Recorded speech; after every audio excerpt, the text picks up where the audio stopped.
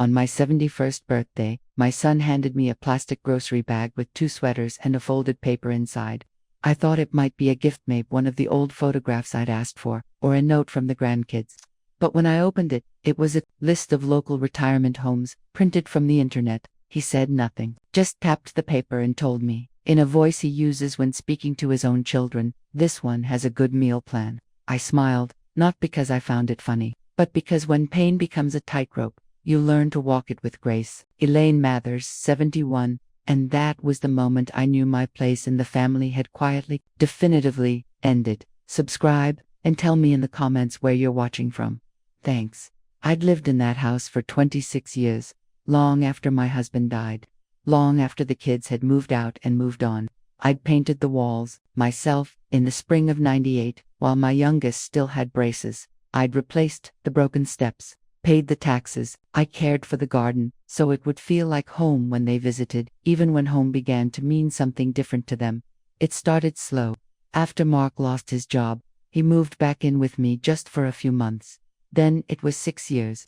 I never asked for rent. I cooked, cleaned, and gave him the master bedroom because his back was bad. I stayed in the smaller one. I didn't mind. Mothers don't count those things, not really, but it adds up, not the things we do, but the silence that follows them. His wife, Dana, never liked the arrangement. She'd come by on weekends, her voice always a little too loud for the room. "Elaine, don't trouble yourself," she'd say when I brought tea, but it never felt like kindness, more like discomfort. She rapped in manners. I understood. I was the third wheel in a house that used to be mine. Over the years, the pictures came down. My wedding photo was replaced by a mirror. The old sideboard moved to the garage. Little by little, my fingerprints were scrubbed off the home I once knew by people who said they loved me. It wasn't cruel, just clean, efficient. I remember sitting at the kitchen table the week before my birthday, looking at the calendar. Nobody had mentioned plans, not even a "we should do something." I chalked it up to busy lives, but I baked a cake anyway just in case. Carrot with walnuts, the one Mark liked as a boy. I left it in the fridge. When the day came, I waited. They were out all afternoon. No calls, no texts. Just after 7. They walked in, Dana holding her phone, Mark with that bag. "Happy birthday," he said distractedly, placing it on the table. His eyes didn't meet mine. And when I reached in, thinking it might be a card, something shifted. Something that can't be unsaid, even when no words are spoken. I looked at the printouts. Sunrise Haven, Willow Creek Lodge, Meadowview. There were notes in Dana's handwriting: affordable, good location, senior shuttle, activities, bingo, crafts. Mark pointed to one and said, "This one has a good meal plan." Then he walked away. I sat there for a long time. I don't even remember standing, but somehow I ended up outside, barefoot on the back porch, sweater wrapped around me. The stars were out, the same ones I used to show him through the window when he was 5 and scared of the dark. I realized then that my presence had become excessive, like the wallpaper that peels at the edge of a room, not offensive, just unnecessary. I didn't cry. That surprised me. I thought of all the times I'd told myself they'd come around, that real love makes room. But love, it seems, also makes decisions. Quiet ones, ones that happen behind your back, inside shared glances, over closed doors. They didn't yell, they didn't accuse me. They simply nudged me to the edge of my own life and waited for me to take the hint, and I did. That night, I took the cake out of the fridge and cut one clean slice, ate it standing by the sink. It tasted like silence, not the kind that's peaceful, but the kind that hums in your chest and tells you something is breaking. I packed a small bag the next morning, just enough for a few days. Mark was still asleep. I left the sweater, the one he'd gifted me years ago, on the couch. There was no note. What was there to say? That I loved them, that I was tired, that I'd given more than I'd ever taken. The truth is, I didn't want to make a scene. Not out of pride, out of exhaustion. There's a point in every woman's life, especially mother's, when she realizes her presence is no longer a need, but an accommodation. And I'd lived long enough to recognize when I'd become furniture in someone else's home, called a cab, checked into a modest inn near the edge of town. Room 204, floral curtains, a window that faced nothing in particular. That was a year ago, and that was the moment they let me go out with cruelty. Not with anger, but with the soft efficiency of people who believe they've already said goodbye. And maybe they had, but I hadn't. Not yet. I don't think children ever really see their mother. Not truly. They see the hands that feed them, the arms that hold them, the face that turns when they call, but the woman behind it all, her dreams, her aches, the quiet stitching of her soul that gets folded away, tucked into the corners of laundry baskets and grocery lists and birthday cakes. I remember the way Mark used to crawl into bed with me during thunderstorms. He'd ball himself up like a kitten, damp pajamas and all, and whisper, "Make the thunder go away." And I'd hum softly, running my fingers through his hair until he fell asleep. I don't think he ever knew I was scared, too, that I hated storms, that I'd lie there wide awake long after he drifted off, waiting for the sky to stop growling so I could breathe again. But that's what mothers do. We carry the fear so our children can feel safe, and I carried more than fear. When Mark was 8, he broke his arm falling from the monkey bars. I remember racing down the school hallway, my heels echoing like gunshots. He was sitting in the nurse's office, cradling his elbow, tears streaming down his face. I took one look at him and my knees almost gave out, but I stayed calm. I always stayed calm. We spent 5 hours in the ER. I let him squeeze my hand so tight it left marks. I told him stories about sea captains and treasure maps to keep his mind off the pain. He laughed through his tears. That night, after he was asleep, I cried in the bathroom, silent as a prayer. There were years like that, long, stringy years, full of small crises and invisible labor. I packed lunches with notes folded inside. I hand-sewed Halloween costumes, pirate, then astronaut, then Dracula. I stayed up until midnight making cupcakes when the class list changed at the last minute. No one noticed that my back hurt from standing, or that I skipped dinner so there'd be enough for everyone. I kept count of birthdays, not just his, but his friends, his teachers, his scout leaders. I sent thank you cards. I drove across town at 6 a.m. for cleats. He forgot. I sold pies at fundraisers and smiled when the other moms whispered about my second-hand shoes. It didn't matter. Not to me. I was raising a good man. Or so I thought. When my husband got sick, Mark was in college. I didn't want to burden him, so I told him things were manageable. That was a lie. Roger was forgetful, angry, and unsteady. The cancer had moved quickly. His body shrank, but his bitterness grew. There were nights I locked the bedroom door, nights I held the wall just to steady myself. Still, I cooked for him, bathed him, held his hand when he begged to be done with it all. Mark came home once during that time. He sat on the edge of the bed, awkwardly patting his father's shoulder. When Roger fell asleep, Mark looked at me and said, "You're strong, Mom." Then he left the next morning. I watched his car disappear down the drive and thought, strength is just what people call you when they don't want to help. After Roger passed, I found a quiet routine: gardening, reading, morning walks to the lake with a thermos of weak coffee and a biscuit in my pocket for the stray dog that followed me. I thought maybe I'd have some time to find myself again, to be Elaine, not just someone's wife, someone's mother. But then the call came. Mark had lost his job. Something about layoffs and company downsizing. He sounded embarrassed, so I said, "Come home." Just like that. No questions, no hesitation. He moved in the next week, and I became mom again. I emptied the master bedroom, put fresh sheets on the bed, stocked the fridge with his favorite roast beef, pickles, chocolate, pudding. I even bought that cereal he liked as a kid, even though it gave me heartburn just looking at it. Donna didn't come often at first, just on weekends, then more regularly. She brought expensive lotions and organized the pantry, replacing my labels with printed ones. She meant well, I think, but there was always a sense that she was just waiting for the house to become theirs, for me to become less. I heard them talking once, through the thin walls. Something about space, about my energy in the house. I stood still, dish towel in my hand, pretending the words weren't meant for me.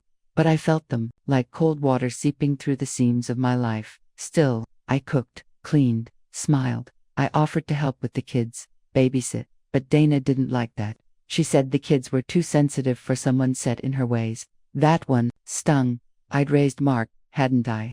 I stopped offering that. Then came the small withdrawals. They took over the TV, the thermostat, my favorite chair. They invited guests without telling me.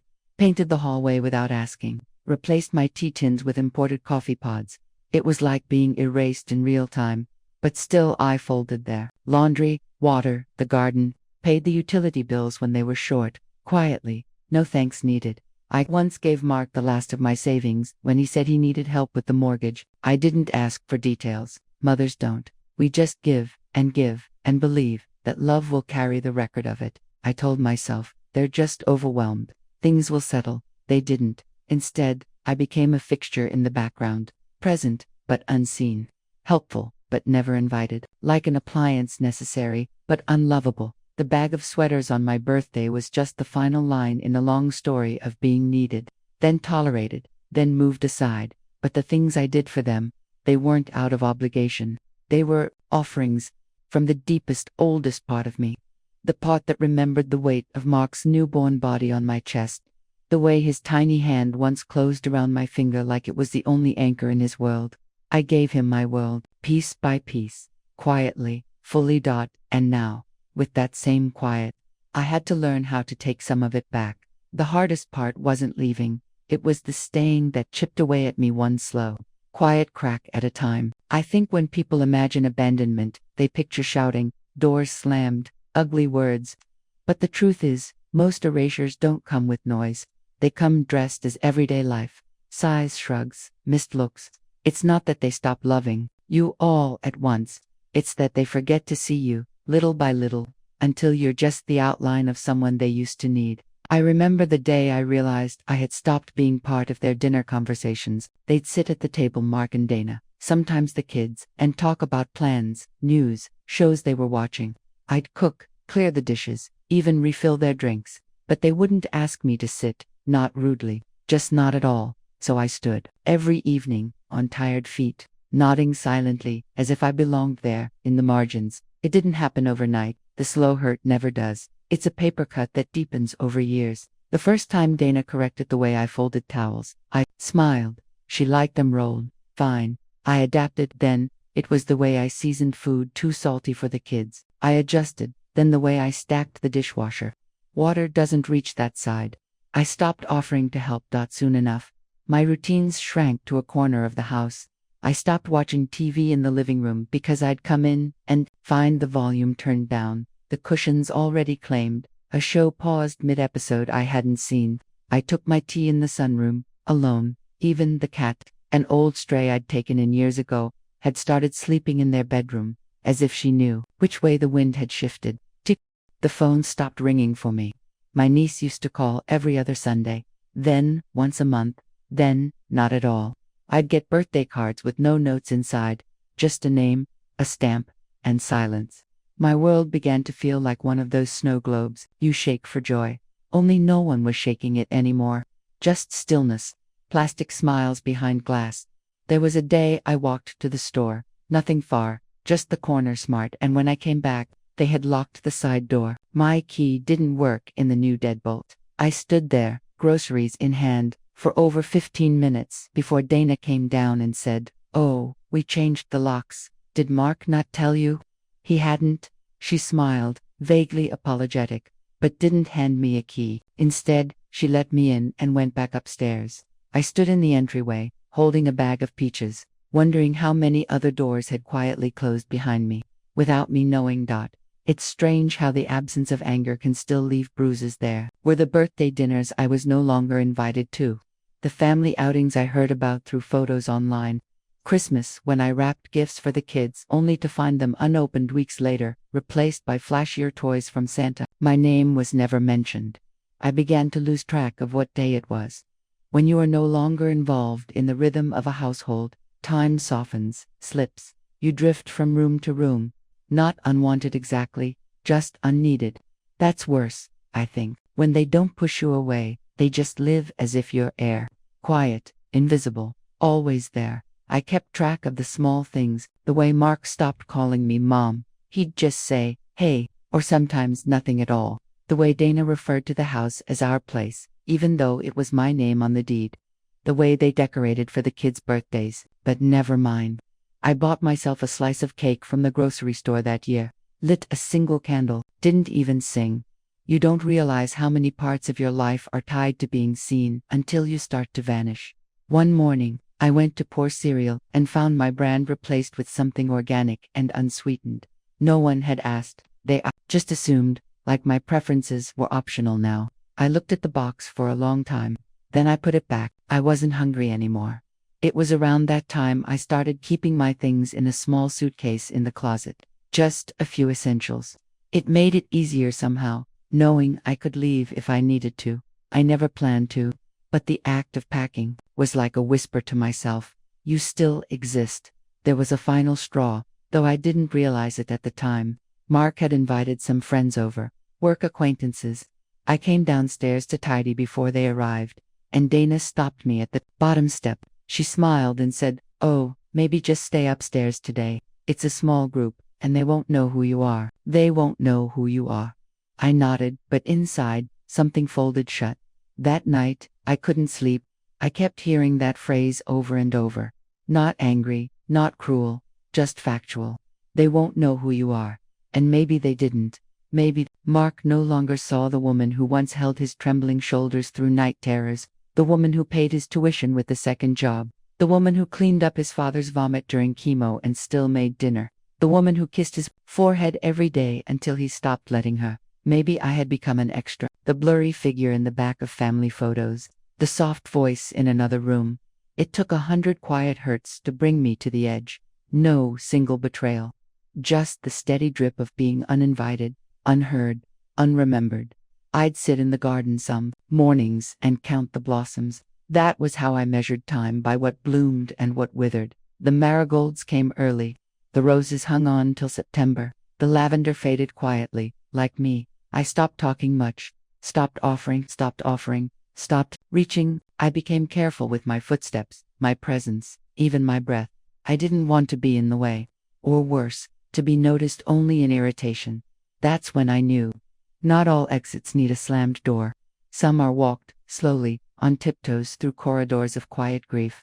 And that suitcase in the closet, it stayed packed not because I planned to leave, but because I needed the option to. It was never about one thing. You'd think, after so many small disappearances, I'd have known what was coming. But it's strange how the human heart can still hope, even while it's unraveling.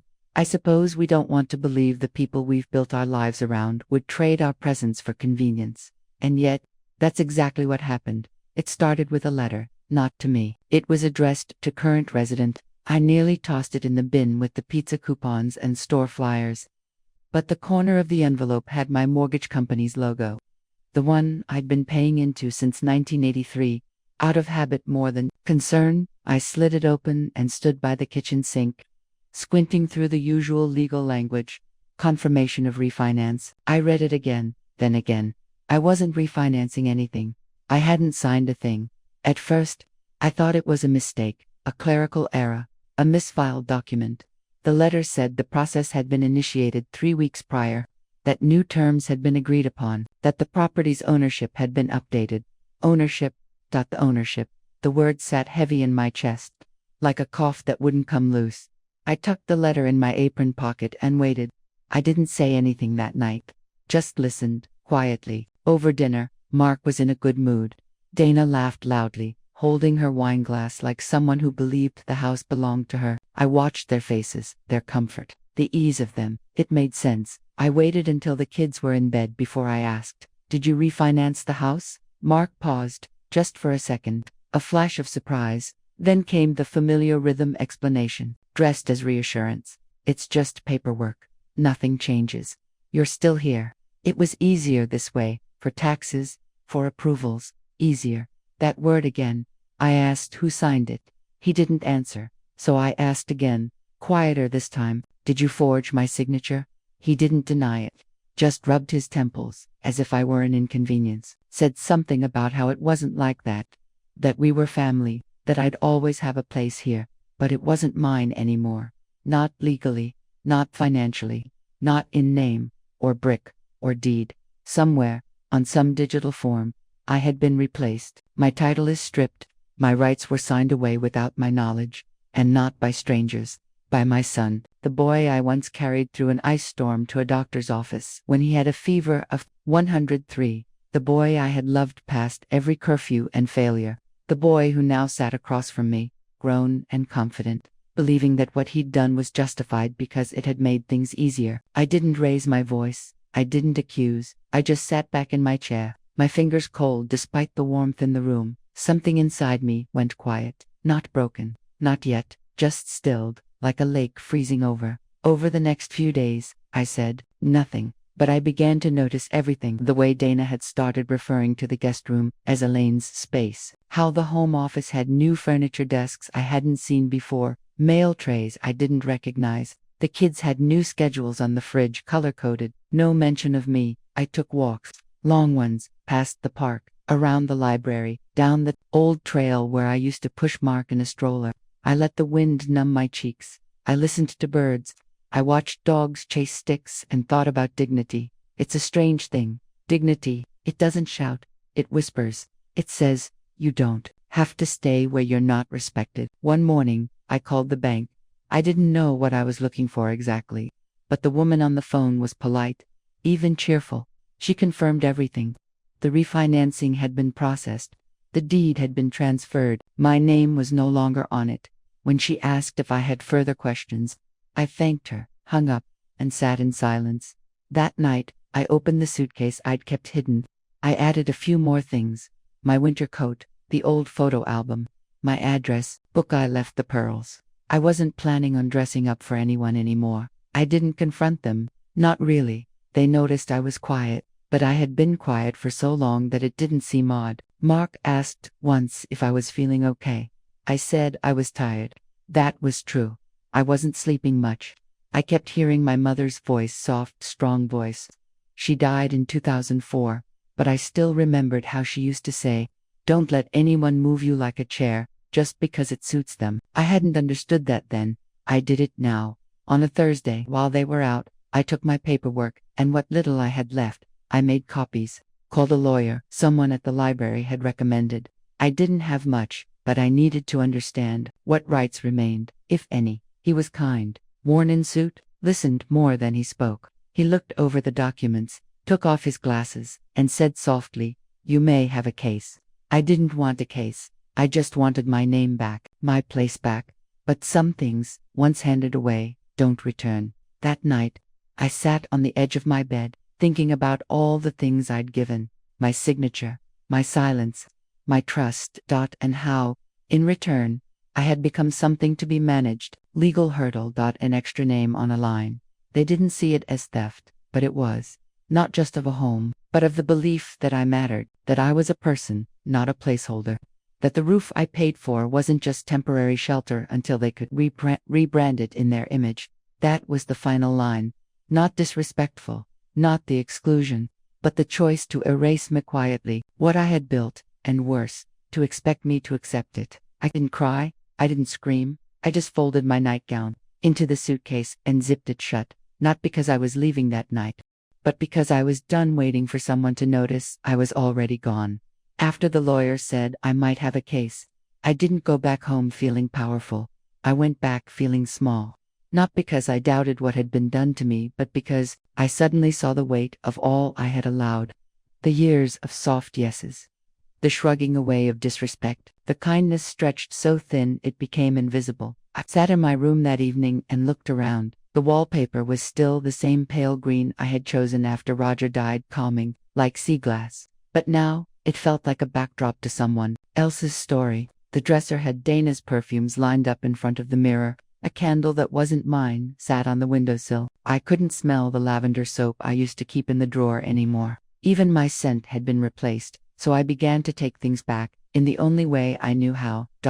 I went silent, not out of pettiness, not to punish, but because talking had become a language no one heard. I stopped reminding Dana about the leaking faucet. I stopped asking Mark if the mail had come.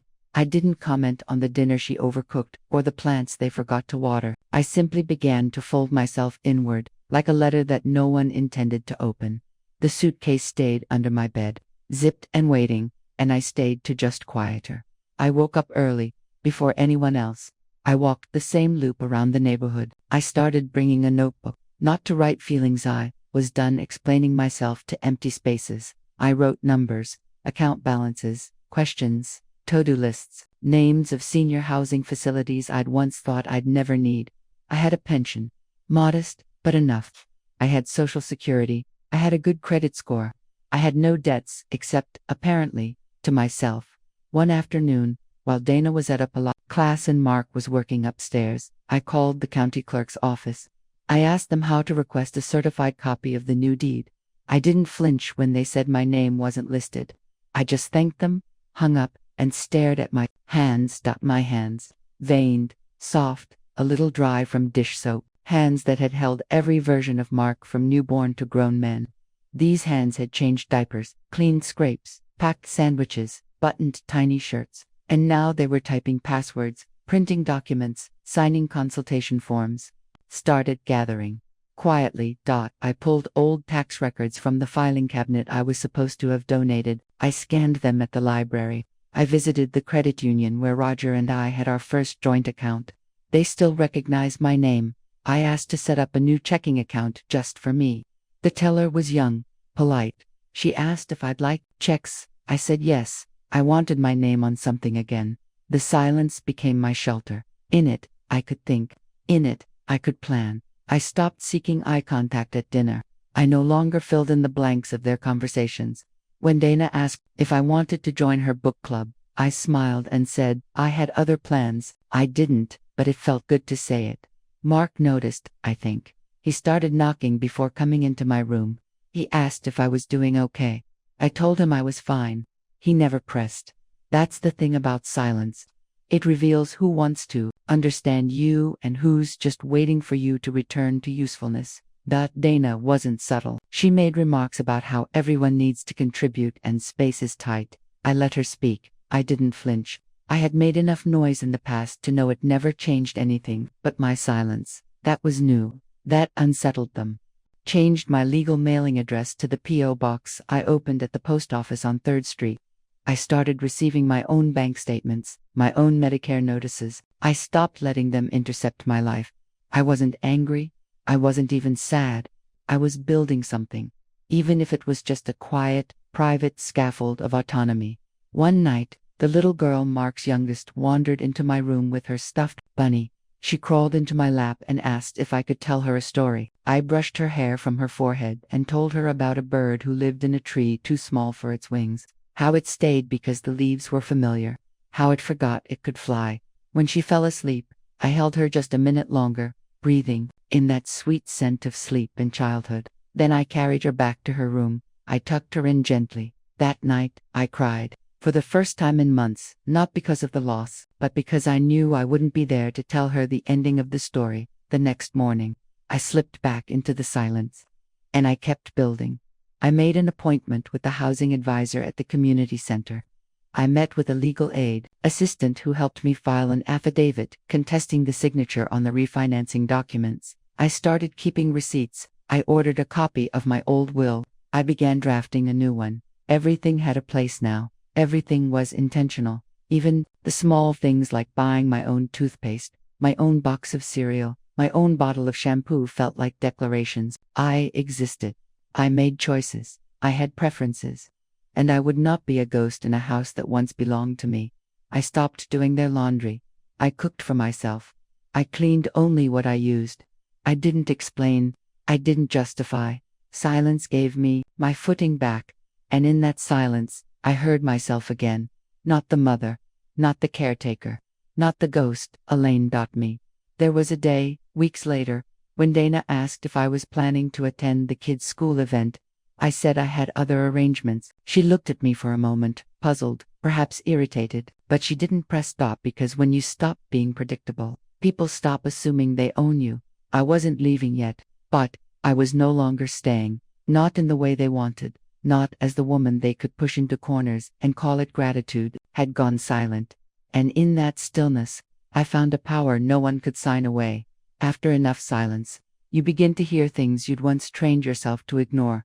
The faucet drip that never got fixed. The stiff way Dana said good morning. The way Mark always called out Mom, only when something needed doing. The thermostat blinking. The Wi-Fi cutting out. The delivery left at the door. Never for a walk. Never for a laugh. Never for anything soft. but I'd stopped answering. At least not the way I used to. I moved differently. After that, there's a shift that happens when you start choosing yourself again. It's not loud. It's not even visible to most people. But inside, something rearranges. You don't move to accommodate anymore. You move with direction, with presence. You open the door with your own hand, not waiting for someone else to make space for you. It began with the checkbook. A small thing. I hadn't written a physical check in years, but something about that gesture, me name, my signature, my hand felt anchoring. I started paying my own way again, even in quiet, unnoticed ways. I bought my own groceries, my own bus pass. I even got a library card with my new address, the P.O. box I'd opened in town. No one asked why I was carrying mail addressed to somewhere else. They never noticed. They'd long stopped seeing the fine print of my life. I started spending more time away from the house. At first, it was errands, necessary things. Then it turned into walks that lasted hours, coffee shops where no one knew my name but greeted me with warmth anyway. I'd sit in the far corner of DeMarco's cafe, beneath the window with the ivy creeping up the glass, and journal. Not my feelings, but my ideas. What I wanted, what I still had time for. I looked into housing options, quietly, realistically. I wasn't chasing a fantasy. I just wanted a door that locked with a key I owned. A window I could open when I wanted to hear the rain. A kitchen that smelled like what I chose to cook. My name on the lease. My breath fills the room. There was a senior residence about 3 miles from the library. Not a facility, not the kind Dana had circled on brochures, but actual apartments. 1 bedroom, affordable, simple. I met with the manager, a sharp woman named Lillian, who wore her gray hair in a bun and knew the names of every resident. We talked for an hour. Not once did she ask why I was moving. She just looked me in the eye and said, "You'd be safe here." I hadn't realized how much I needed that word, safe. I joined a weekly knitting circle at the community center.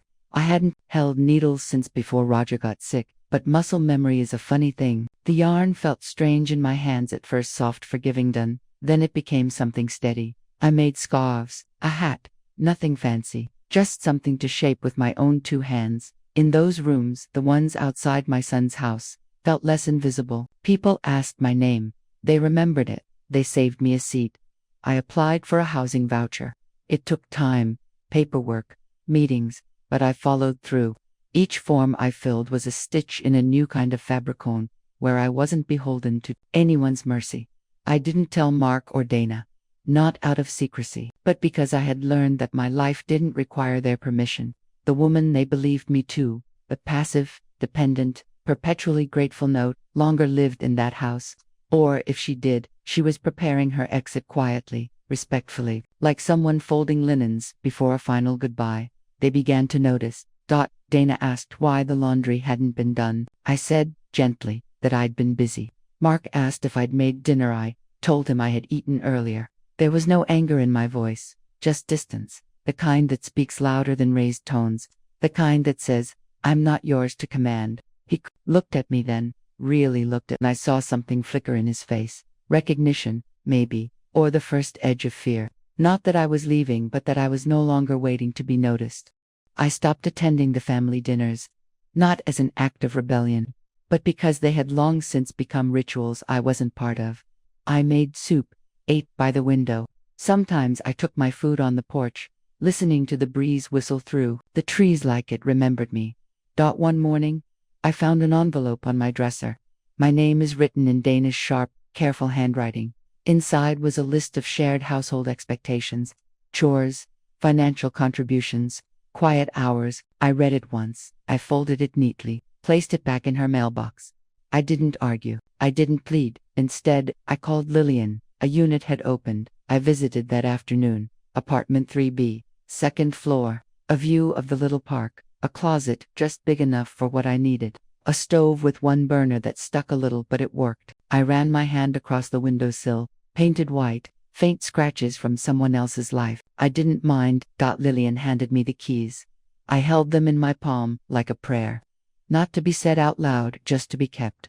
I returned to the house and packed slowly, not out of sentiment, but to give myself time. I wrapped my books, my sweaters, the little green teapot that still whistled when it boiled. I left the things they gave me, the scarves, the framed photo from a birthday I barely remember. I left the cake platter, the one that held so many candles, none of which they remembered to light last year. By the time I zipped the suitcase, it felt different. Not like an escape bag, but like luggage for someone going somewhere.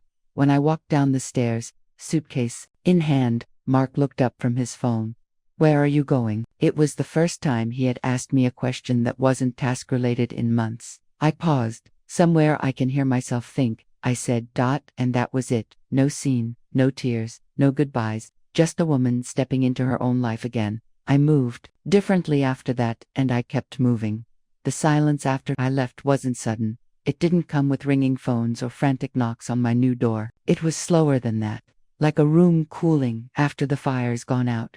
Like the echo left behind when a song ends. At first, I wasn't sure they even noticed. That first week in apartment 3B, I didn't hear a word. No messages, no calls, no sudden appearance in the lobby, demanding to know why I had gone. And I was fine with that. I didn't move expecting an apology. I moved because I had learned, finally, to stop apologizing for needing peace. I spent those first days rearranging small things, putting plates on the shelf just how I liked, choosing where my coffee mugs would live, folding towels into thirds, because I liked the way it looked. No one rolled their eyes. No one refolded them behind me. I played the radio in the mornings, just loud enough to feel like I was filling the room with a kind of soft presence. No noise, not company, just me, and still, nothing from them. But the silence had a shape. I could feel it, stretching between us like a hallway no one dared walk down. Then came the first ripple. A voicemail from Mark. Short, clipped. He said he noticed I'd moved out, as if it had just occurred to him. He asked if I'd be coming by to visit the kids, said Dana. Was worried. That was all. He didn't ask where I was. He didn't ask why I'd left. He only asked if I'd be back. That was the difference. I listened to the message twice. Not because I was confused, but because I needed to hear his voice, without the weight of a request hanging off it. But it was still, their thought faint, habitual expectation that I'd return eventually, like a coat hung by the door. I didn't call back. A few weeks passed. One afternoon, I was sitting in the community lounge, helping Irinion of the residents her yarn, when my phone buzzed again. Dana this time. Her voice was lower, tired. She said the kids missed me. Those things felt off without me around. She used words like routine, stability, even balance, as if I'd been a weight holding the house steady. But it was never their balance they cared about. Only their convenience. They missed the person who grocery shopped, folded laundry, set the table without being asked. The one who babysat us, who remembered appointments, who kept the calendar updated, who reminded Mark about his allergy meds, who refilled the printer paper, who ironed his shirts on interview days without being told. They missed their unpaid secretary, their silent helper, not their mother. Still, I said nothing. I watched from afar, not in the way of a stalker or someone hoping to be pulled back in, just observant. I knew someone at the school where the kids went, a woman from the knitting circle. She mentioned that Dana had missed 2 parent conferences in a row, that the kids were late being picked up more often. One of the teachers had called home about behavior issues. I didn't ask for this information. It found me. I just nodded, letting the words settle in my mind like fallen leaves. Eventually the bank statements started arriving at the P.O. box I still checked. Mark had forgotten to update the mailing address. I didn't open them, I had no right, but the stack grew thick, and when I finally wrote "Return to sender" across the front, I felt something unhook inside me. It wasn't my mess anymore. One Saturday I visited the grocery store I used to frequent. Familiar eyes, familiar faces. The woman at the register asked if I was still living with your son. I told her, softly, no, that I had my own place now. She nodded, almost too quickly, and said, "Good for you." That was all. But I carried those 3 words with me the rest of the day. I heard through someone at the community center that Mark had called a contractor about putting in a new laundry room. Dana had started doing things herself, dishes, bills, and some repairs. They'd hired a sitter once or twice, but it hadn't gone well. The kids were acting out. One had drawn a picture of their grandma and said she was lost. I wasn't lost. I had just stopped being found in places I didn't belong. What they lost without me wasn't loud. There were no fires, no collapses, just tired eyes, forgotten errands, a growing awareness that the things I once did without thanks, without fuss, were the stitching in their fabric. And when I took my thread back, the seams began to show. They hadn't noticed, before, how the mail always got sorted, how the towels were always stocked, how birthdays had candles and cakes and the right wrapping paper, how peace floated in the house, not because of what was there, but because of what I absorbed, silently, every day. Wasn't waiting for them to fall apart. I wasn't hoping for regret, but I also didn't pretend their unraveling wasn't real. One evening, I found a letter taped to my door, Mark's handwriting. The envelope was creased. Inside was a note longer than usual. He said they'd been having a hard time. Those things were different. That the kids missed me like a limb, his words, and that the house felt hollow. He didn't say sorry, not directly, but he said he understood, now, how much I'd been holding, and how lightly I had carried it. It was the first time I'd felt seen by him in years, but still I didn't go back, because recognition, while meaningful, doesn't equal change. I kept the letter, I folded it gently, and placed it in the drawer, next to my bed, beneath the scarf I'd knitted last winter. The one I wore on walks by the pond, where the ducks paddled through silence, not needing permission to exist. I wasn't angry, not anymore, but I had learned something valuable. Sometimes, people don't realize what you are carrying until your hands are empty, until your chair is unfilled, until the light you kept burning constantly goes out, and they're left blinking in the dark. And that's when you know, you were never invisible. You were just unappreciated. And once you leave, they lose more than your presence. They lose the version of themselves that could afford to take you for granted. The letter came on a Tuesday, not from Mark, not from Dana, not from the school, the bank, or the lawyer's office. This one was from me, and that's what made it different. I had been sitting in the little armchair by my bedroom window, the one that catches the softest morning light. There was a breeze that did not cold, not warm, just the kind that makes curtains sigh. I had my tea, the blanket draped across my lap, and a pen resting between my fingers like it had been waiting all along. There had been other letters before, ones I'd started, bits of thoughts scribbled in notebooks or typed in documents that I never printed, but they were all incomplete. Too angry, too defensive, too tangled in the need to be heard by someone else. But this one, this letter, was for someone I'd ignored for too long. I wrote her name at the top, slowly, carefully, like it belonged to someone both dear and distant. Elaine. It felt strange, addressing myself like that, like meeting an old friend after years apart. You think you still know, until you sit across from her and realize how much time has passed. I didn't begin with excuses. I didn't start with blame. I began with the truth. You gave everything. I wrote, without a tally, without asking for applause. You offered your time, your energy, your hands, your back, your voice, your name. You gave your name away so many times it began to feel like something borrowed. And still, they called you selfish. When you wanted it back, I paused. The air outside smelled like grass and distant laundry. I could hear a bird tapping on the balcony, railing a quiet rhythm that matched the beat of my thoughts. I went on, you forgot how to dream, not because you didn't have the time, though you didn't, not because you weren't allowed, though weren't, but because somewhere along the way, you stopped believing. You were still allowed to want. You believed sacrifice was love. And it was, but it wasn't supposed to erase you. I wrote for hours, stopping only to stretch my hands. I didn't cry. The tears had come in other places, other seasons. What I felt now was something different, not sorrow, not rage, but release. I told her all the things she had done that no one thanked her for, the nights awake with fevers and bills, the way she held herself together after Roger died, the strength it took to let her son back in when it was easier to protect her solitude. I reminded her that no one clapped when she gave up the master bedroom. No one noticed when she made the house feel like home for people who stopped calling it hers. I wrote about the suitcase she kept packed, the way her hands trembled that morning by the door, the echo in her chest when no one said goodbye. I didn't sugarcoat it. You were used, you were loved, in a way, but not seen, not as whole, not as someone with edges and breadth and a life of her own.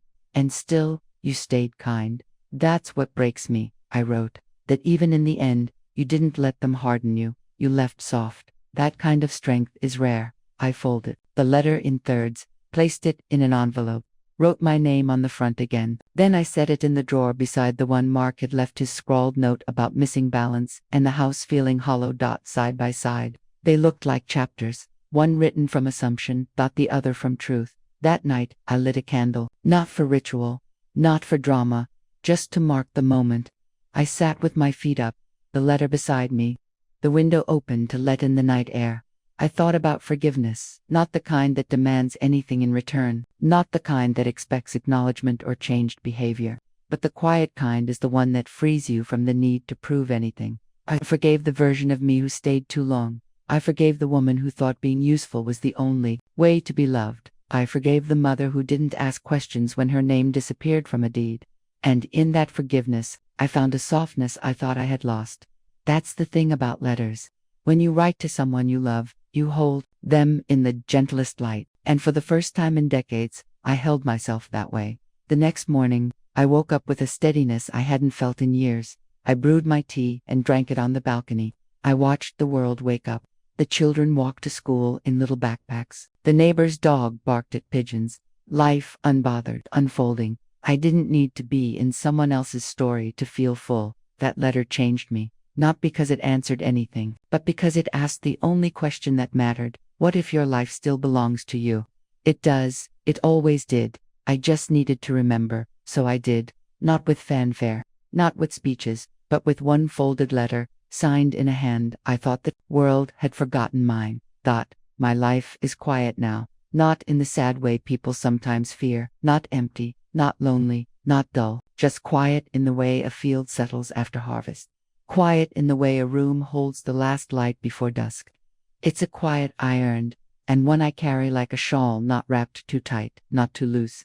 Just enough to keep the wind off my shoulders. Days have their own rhythm here. I wake early, as I always have, but there's no longer a reason to tiptoe. No one's sleeping down the hall, no alarms to beat. I always make tea with loose leaves now, never the old bags I used to stretch for months. I like the ceremony. Watching the leaves unfold, waiting, pouring slowly. There's grace in slowness when no one's rushing you. I walk most mornings, same path, same shoes. Sometimes I bring breadcrumbs for the birds, not too much, just enough to feel like I've contributed to something beyond myself. There's a bench near the footbridge, just before the creek narrows. That's where I sit with my journal. I rarely write now, not like I used to. The pages are less crowded. The handwriting slower. Sometimes I just describe the light, the way it falls through the sycamores, or how the wind makes the lean like old men in prayer. I don't use words like forgiven or forgotten anymore. I don't measure time by holidays or anniversaries. I measure it by smaller things. The return of robins in spring, the way the neighbor's maple flares red by mid-October, the creak of the wood floor when the building settles after rain. Peace, I've learned, isn't a reward. It's what happens when you stop resisting your own presence. People ask if I talk to Mark. Sometimes, he sends photos of the children. They're always growing. One lost a tooth. Another started playing piano. He doesn't ask me to come back. I think he understands now that love isn't the same as access. That absence doesn't always mean anger. Sometimes it just means boundary. Replied kindly. But I don't visit. There was a time I would have walked barefoot across gravel just to be near them. I would have said yes to anything that sounded like family, even if it came dressed in demands. Now, I know better. Now, I choose when and how I give. And I give from a full cup, not the broken rim of obligation. Dana hasn't reached out since winter. Maybe she's nursing her own wounds. Maybe she's still waiting for me to resume a role I've retired. I don't wish her harm. But I also no longer bend my back to make others more comfortable in their own forgetting. My friendships are quieter, too, not performative, not busy, just women like my woman who've been set aside and came back whole. We sit in silence together, knit scarves we don't plan to wear, and share soup recipes. There's a sacredness in not having to explain yourself. Sometimes we laugh. Big, whole laughter, the kind that shakes your ribs and makes you feel like you're still very much here. Once a month, I volunteer at the library. I shelve books, wipe the counters, and help an older man who still forgets his glasses. No one there knows about the house I left. No one asks what I do for my family. They just call me Elaine, offer me a mint, and let me be. That, I've found. is the deepest kind of kindness, letting someone be exactly as they are, without shrinking them to roles. There are nights, of course, when I lie in bed and feel the ache of what was. When a song on the radio turns me into a memory, when the sky feels too wide, I let those nights come. I let the ache stay as long as it needs. But it passes, and in the morning, I make tea again. The letter I wrote to myself stays in the drawer. I reread it sometimes, not to relive the pain, but to remember the turning, the moment I shifted from being needed to needing myself. The real change. Not moving, not the legal battles or new address, but remembering that I was never only what I gave away, that I was never less for being unrecognized, that I was always more than enough, even when silence was my only witness. I plant herbs now on the windowsill, basil, mint, rosemary, the kind of things that ask very little, but offer so much. I watch them lean toward the sun and think, that's me, bent by time, maybe, but still growing, still reaching, still here. Some afternoons, I take the long way, back from the market, past the school, past the library, past the house I once lived in. It's different now. New curtains, a car I don't recognize. I don't slow down. I don't look too hard. I don't need to. The woman who lived there gave all she had. And the woman walking now, she's not broken. She's just done. My life is quiet now, and that's enough. I wasn't angry. I was finally empty, and that was beautiful.